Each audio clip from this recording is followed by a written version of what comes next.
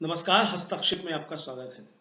लोकसभा चुनाव की घोषणा हो चुकी है और लोकसभा चुनाव की तैयारियां भी शुरू हो चुकी हैं। भारतीय जनता पार्टी अपनी तैयारियां कर रही है तो विपक्ष अपनी तैयारियां कर रहा है। लोकसभा चुनाव के दौरान क्या मुद्दे हैं और क्या समीकरण बन रहे हैं, इसकी समीक्षा करने के लिए डीवी लाइव पर एक परिचर्चा का आयोजन किया गया। उस परिचर्चा में मैंने भी हिस्सा लिया। परिचर्चा में कई वरिष्ठ पत्रकारों ने हिस्सा लिया और अपने अपने विश्लेषण प्रस्तुत किए। परिचर्चा का संचालन डीवी लाइव के प्रधान संपादक राजीव रंजन श्रीवास्तव ने किया। तो आइए देखते हैं उस परिचर्चा के कुछ प्रमुख अंश साभार। बहुत अच्छा है। सहारनपुर में ही तो कल मोदी जी थे, आपसे बेहतर और कौन बताएगा। जरा बताइए, हमारे तमाम साथी जरा गौर फरमाइए। हमारे साथी राहुल लाल जी इस वक्त सहारनपुर में हैं, जहां प्रधानमंत्री नरेंद्र मोदी थे और कल वो हेलीकॉप्टर से बाय रोड आए थे।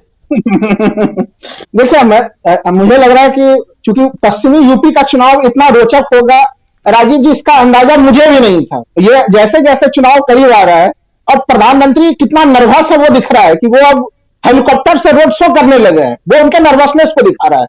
क्योंकि देखिए, अगर इस पश्चिमी यूपी में जो हम लोग पूरा प्रकरण देख रहे हैं, एक तो मैं अलग अलग तथ्यों की चर्चा में करूंगा कि राजपूत समुदाय की जो नाराजगी है वो किस भीषण स्तर पर नाराजगी चल रही है। लेकिन जो रोचक चीज है, जैसे सहारनपुर में ही देखें, जिसके बारे में भी प्रकाश भी डाला गया कि यहाँ पे अब आप सोच के देखिए कि खुद जो है कि संजीव स्वयं ही एक तरह से हराने में संजीव बालियान जी के लिए पूरी ताकत लगा दिया है। संजीव बालियान जी के लिए चुनाव प्रचार करना मुश्किल हो रहा है। गाजियाबाद में सोचिए कि अतुल गर्ग जब चुनाव प्रचार कर रहा है, वहां पे भाजपा के लोग विरोध कर रहे हैं। नोएडा में महेश शर्मा जी का जो है कि वो खुद बीजेपी के लोग विरोध कर रहे हैं। तो सामान्य जनता की बारी तो बाद में आएगी राजीव जी। बीजेपी के भीतर कितना विरोध है, कितनी संकट की स्थिति है, वो पश्चिमी यूपी में तो हर तरफ नजर आएगा आपको। नंबर वन चीज। नंबर टू, देखिए, राष्ट्रीय लोकदल को लेके जो चीजें हो रही थी, यहां पे कई सारे लोगों से जब बातचीत कर रहे हैं हम लोग, तो लोग बोल रहे हैं कि भाई प्रधानमंत्री का टाइमिंग भी सही नहीं चल रहा, इसलिए भी प्रधानमंत्री जो है कि अब घबरा गए। जब प्रधानमंत्री मेरठ में रैली कर रहे थे तब उन्होंने भ्रष्टाचार पे बड़ा हमला किया था, और जिस समय वो मेरठ में रैली कर रहे थे उसी के समय में टाइमिंग में आप देखिए तो बुलंदशहर में जो है गंगा नदी में जो है वो पुल गिर जा रहे थे। तो भ्रष्टाचार के आरोप आप लगा रहे हैं विपक्ष के ऊपर, और आपके डबल इंजन सरकार में गंगा नदी में पुल गिर जा रहा है, बीम गिर जा रहा है।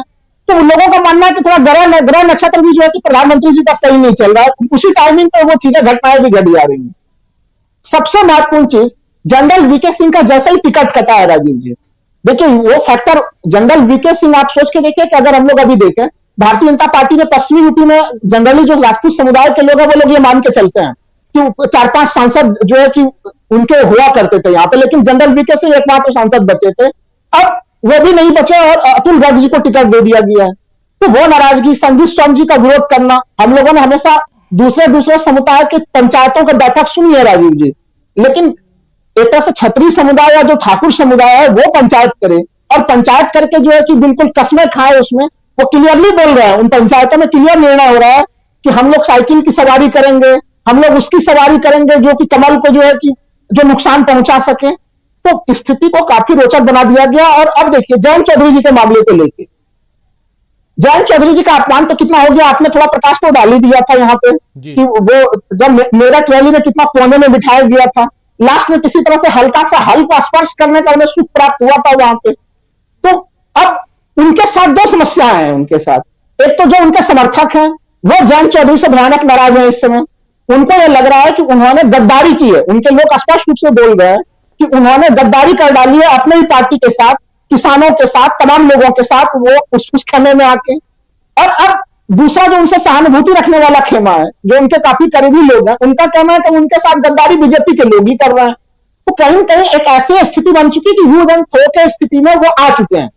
उनको जितना यूज भारतीय जनता पार्टी को उनको करना था वो उन्होंने कर लिया है। इसलिए पूरी वक्ता की इस बात से मैं सहमत हूं कि बीजेपी का उद्देश्य ज्यादा कुछ नहीं था राजीव जी। बीजेपी का उद्देश्य क्या था, उन्हें टीम इंडिया से तोड़ के अप्रासंगिक बना देना, और वो काम वो कर चुके हैं, क्योंकि पश्चिमी यूपी के लिए नामांकन पत्र दाखिल हो चुके हैं, उसका आखिरी तिथि अब समाप्त हो चुका है।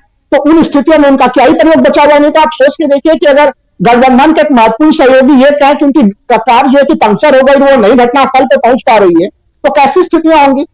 और जो सहारनपुर में स्थिति है यहाँ पे, वो उस स्थिति में संजीव बालियान जो कि कहा तो इतनी महत्वपूर्ण स्थिति में थे, उनकी यहाँ पे पूरी नैया डूबती हुई दिखाई दे रही है।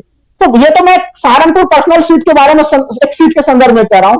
प्रधानमंत्री लोगों को, बीजेपी समर्थकों को दुख कि राजीव जी की प्रधानमंत्री मोदी जी की जो रैली है जो माना जाता था कि प्रधानमंत्री आते हैं और उसके बाद पूरा आबो हवा बदल देते हैं, वो भी सहारनपुर में आबो हवा नहीं बदल पाया, पश्चिमी यूपी में आबो हवा नहीं बदल पा रहा है। इनके सारे प्लान फेल होते चले जा रहे हैं। इन्होंने सोचा कि मेरठ में टिकट दिया, मेरठ में टिकट जो है कि अरुण गोविल जी जो है कि टीवी के राम जी को इन्होंने टिकट दिया, वहां पे मोदी मीडिया लगातार अखिलेश यादव की आलोचना करते रहे कि भाई उन्होंने बहुत तेजी से टिकटों को परिवर्तन कर दिया, वहां पे टिकट बदल डाले उन्होंने। लेकिन स्थिति अंतिम में यह बनी है कि अखिलेश यादव जी का जो स्टॉक था, जो उन्होंने लास्ट टाइम में भी कैंडिडेट बदला मेरठ में, उसके उनका परिणाम मेरठ में काफी भारी है। तो मैं मेरठ घूम के आ रहा हूं तो मेरठ में जो बीजेपी का बड़ा ग्रुप था वो ढाता हुआ नजर आ रहा है। सहारनपुर में इनकी स्थितियां बिगड़ते हुए दिख रही है और काफी ग्रामीण और रूरल एरिया में भी एक तरह से इलेक्शन बॉन्ड के ऊपर चर्चा हो रही है। जब मैं कुछ ग्रामीण एरिया में बातचीत कर रहा था राजीव जी, तो वहां पे आरएसएस के लोग आके उनको आश्चर्य लग रहा था, वो लोग भी घूम रहे थे कि इलेक्ट्रल बॉन्ड के मामले को तो हम लोगों ने गोदी मीडिया में चलने नहीं दिया, लेकिन जमीन तक कैसे पहुंच रहे हैं वो मामले। तो ये मामले अब जमीन तक, रूरल एरिया तक में लोग इसके ऊपर चर्चा कर रहे हैं कि कहीं कहीं वर्तमान सरकार जो है वो चंदा चोरी करने वाली सरकार है। ईडी, सीबीआई, इनकम टैक्स, इन सबों के मामले के आधार पर वो चंदा चोरी किया है उन्होंने। तो जो एक तस्वीर आप दिखा रहे हैं तेलंगाना की तस्वीर, मैं एक तरह से जो देख सोचे वो वहां पे लाखों की भीड़ है, तो आप सोचिए कि दक्षिण भारत में एक उत्साह की स्थिति बनी हुई है। और अगर उत्तर प्रदेश जो बीजेपी का गढ़ है, उसके पश्चिमी यूपी जहां पे बीजेपी एक तरह से अपने आप को सफल मान रही थी, लोग मान रहे थे कि कहीं कहीं जो अखिलेश यादव का जो समर्थन है वो यहाँ पे यादव ग्रुप उतना ज्यादा नहीं है। परंपरागत तौर पर लोग 10 तरह की आलोचनाएं कर रहे थे, उन तमाम आलोचनाओं को टीम इंडिया खारिज कर रही है। कांग्रेस समाजवादी पार्टी का गठबंधन जिसने जो बढ़त लिया है वो यहाँ पे नजर आ रहा है। बगल में आप चले जाइए हरियाणा, जहां के बारे में आपने बोला कि इलेक्शन कमीशन का दोहरा रवैया देखिए, इलेक्शन कमीशन का दोहरा रवैया क्यों नहीं दिखेगा आपको हरियाणा में? 10 में से 10 सीटें जीत रहे थे, इस बार वहां पे खाता खुलेगा कि नहीं खुलेगा वो संकट की स्थिति बनी हुई है उनके लिए हरियाणा में भी। मोदी जी का खाता खुलना मुश्किल सा चीज बना हुआ है। मुख्यमंत्री जो पूर्व मुख्यमंत्री खट्टर है वो दांव पे लगे हुए हैं। तो ये स्थितियां वहां बनी हुई है। और सबसे राजस्थान में अगर पड़ोसी जगह पे पहुंच जाइए, राजस्थान में राजीव जी भीलवाड़ा सीट है, भीलवाड़ा सीट में जो सुभाष बहड़िया वो 2019 में बीजेपी से जीते थे, 6.25 लाख वोटों से जीते थे राजीव जी, और राजस्थान के इतिहास में माना जाता है कि वो सबसे बड़ी जीत से जीते थे। इस बार बीजेपी को उनका भी टिकट काटना पड़ गया है। सुभाष बहड़िया राजस्थान के इतिहास में सबसे बड़े मार्जिन से भारतीय जनता पार्टी को विजय दिलाने वाले व्यक्ति, 9वीं सूची में, पहले तो भारतीय जनता पार्टी ने काफी मंथन किया और 9वीं सूची में उनके नाम को हटा दिया। तो बीजेपी के लिए संकट, सोचिए कि राजस्थान में कितने मतलब संकट है। अगर सीट वाइज वहां का भी आप विश्लेषण करें तो कम से कम 10-12 सीटों पे बीजेपी के लिए बिल्कुल खतरे की घंटी बज चुकी है। तो जो एक संकट है, मैप में आप जहां पे भारत के मैप के जिस हिस्से में चले जाइए, उत्तर पूर्व राज्यों से वीडियो वायरल हो रहा है, वहां पे किस तरह से बीजेपी के कार्यकर्ताओं के साथ हाथापाई की स्थिति बन गई है। आप चाहे दक्षिण चले जाइए, पूरब चले जाइए, मध्य में चले जाइए, संकट हर तरफ है। इनका जो एनडीए का कुंडा है, मैंने तो देखिए पहले भी आपके कार्यक्रम में कहा था कि एनडीए तो इनका कुछ है ही नहीं, सहयोगी दलों का कुंडा। 42 दल है, प्रधानमंत्री अगर 30 सीटें जोड़ रहे हैं तो हर किसी को 0.6 के आसपास में सीटें प्रधानमंत्री खुद ही दे रहे हैं। और उसमें है कौन राजीव जी? उसमें पलटू राम जो है कि जो बिहार के मुख्यमंत्री है वो है। और अगर आप उसमें बड़े नेताओं में जोड़ लीजिए तो महाराष्ट्र में जो इन्होंने डुप्लीकेट कुछ तैयार किए हैं, कि शिवसेना का एक डुप्लीकेट एकनाथ शिंदे, और उधर से जो है कि शरद पवार जी के डुप्लीकेट अजित पवार, तो ऐसे ऐसे कुछ डुप्लीकेटों का समूह, और 25 तो पार्टियां उसमें ऐसी हैं जिन्होंने कभी सरपंच का चुनाव भी नहीं जीता है। तो इसमें मैं पूर्व वक्ताओं की इस बात से पूर्णतः सहमत हूं कि एनडीए में तो इनका कोई दम नहीं है, लेकिन भारतीय जनता पार्टी जिसके भीतर दम की बात कही जा रही है वो बड़े संकट की स्थिति में है। चाहे वो उत्तर प्रदेश हो, बिहार हो, झारखंड हो, पश्चिम बंगाल हो। पश्चिम बंगाल में तमाम लोग बोल रहे हैं कि 18 सीटें जो इन्होंने जीती थी, असंभव है कि ये इस बार डबल डिजिट में पहुंच जाए। किसी से भी बातचीत कर रहे हैं, जो पश्चिम बंगाल के ग्राउंड रिपोर्ट है वो सीधे सीधे कह रहे हैं इनका डबल डिजिट में पहुंचना असंभव है। 4-5-6 सीटें पश्चिम बंगाल में बीजेपी जीत ले, वही एक अतिशयोक्तिपूर्ण स्थिति होगी। तो आप सोचिए कि संकट में मोदी जी तो होंगे ही। जी बिल्कुल बिल्कुल, नरेंद्र मोदी जी घोर संकट में हैं, उनकी पार्टी का जगह जगह विरोध हो रहा है। अभी 2 खबर बता रहा हूं। एक खबर पंजाब से, पंजाब में किसानों का समूह, जिसको आप जानते हैं कि अभी जो दिल्ली आना चाह रहे थे उनको रोक दिया गया दिल्ली से 200 किलोमीटर दूरी पे। उन्होंने पोस्टर्स लगवा दिए पंजाब में, गांव-गांव में, चौराहों पे। पोस्टर में लिखा है, किसान दा दिल्ली जाना बंद है, भाजपा दा पिंड बिच आना बंद है।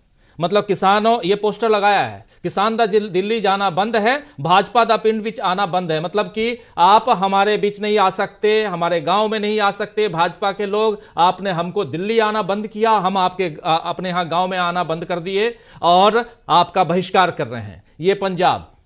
और जब बात कर रहे हैं जहां आप हैं राहुल लाल जी, अभी वहीं की बात मैं कर रहा हूं। राहुल लाल जी, सहारनपुर के नानौता में आज क्षत्रिय महाकुंभ का आयोजन किया गया। यहां कई प्रदेशों से समाज के कई वरिष्ठ लोग पहुंचे। यहां वक्ताओं ने भाजपा के खिलाफ बड़ा निर्णय लिया है और भाजपा का बहिष्कार का निर्णय लिया गया है। ये सब खबरें जो हैं, ये अभी की खबरें पढ़ के बता रहा हूं मैं, अभी जब हम ये चर्चा कर रहे हैं। तो ये जगह भी बता रहा हूं, सहारनपुर के नानौता।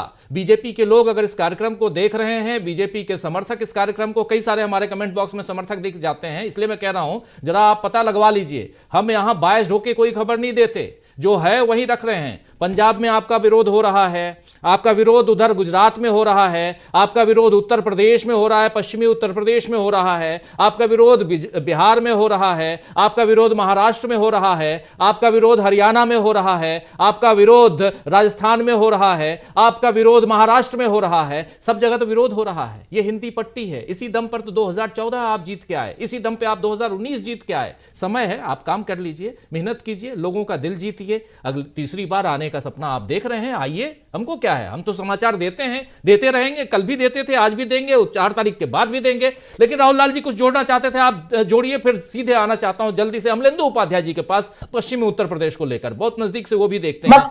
बस मैं केवल राजीव जी, जो आपने पंजाब को लेकर कही, वैसे कई सारे पोस्टर्स मैं सहारनपुर के अलग अलग ग्रामीण क्षेत्रों में भी देख रहा हूं, जहां किसानों ने लिख के रखा हुआ है कि किसानों को आपने दिल्ली प्रवेश नहीं करने दिया, अब भारतीय जनता पार्टी के लोगों को हम लोग चुनाव प्रचार नहीं करने देंगे अपने गांव में। तो ये पोस्टर्स सहारनपुर के भी कई क्षेत्रों में मैंने अपने आंखों से देखा है राजीव जी। तो ये स्थितियां अलग अलग हिस्सों में बनी हुई हैं। और जो कल एक लाइन में कह दूं कि जो मेरठ के सरगना से जो कहानी शुरू हुई थी, ठाकुर चौबीसी वाला जो विरोध वहां से शुरू हुआ था, उसका विस्तार और फलक पूरे पश्चिमी यूपी में काफी गंभीर रूप से अब देखा जा रहा है।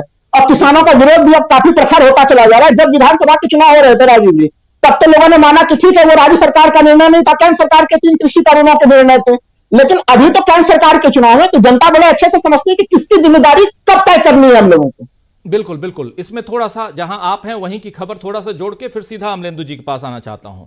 जो आज क्षत्रिय नानौता में क्षत्रिय महासभा का आयोजन हुआ है, महापंचायत का महाकुंभ कह रहे हैं। इस महाकुंभ में हरियाणा, पंजाब, दिल्ली क्षेत्र, पश्चिमी उत्तर प्रदेश, पूर्वी उत्तर प्रदेश, उत्तराखंड, गुजरात, राजस्थान, इन सभी प्रांतों के से भारी संख्या में क्षत्रिय समाज के जिम्मेदार लोग पहुंचे हैं। भाजपा के विरोध में राजपूत समाज के लोग लगातार पंचायत कर रहे हैं। वहीं 16 अप्रैल को सरधना विधानसभा के गांव खेड़ा में एक और क्षत्रिय स्वाभिमान महापंचायत का आयोजन किया जाएगा। 16 अप्रैल, चुनाव कब है? 19 अप्रैल को, उससे पहले 16 अप्रैल। 17 अप्रैल को चुनाव प्रचार बंद हो जाएगा। 18 अप्रैल बिल्कुल साइलेंट डे, आप घर घर जाके प्रचार कर सकते हैं, हाथ जोड़ सकते हैं, पैर पर। आशा है ये वीडियो आपको पसंद आया होगा। इसको ज़्यादा से ज़्यादा शेयर करें, लाइक करें, सब्सक्राइब करें चैनल को, फेसबुक पेज को फॉलो करें और ज़्यादा से ज़्यादा इसको सब्सक्राइब करें।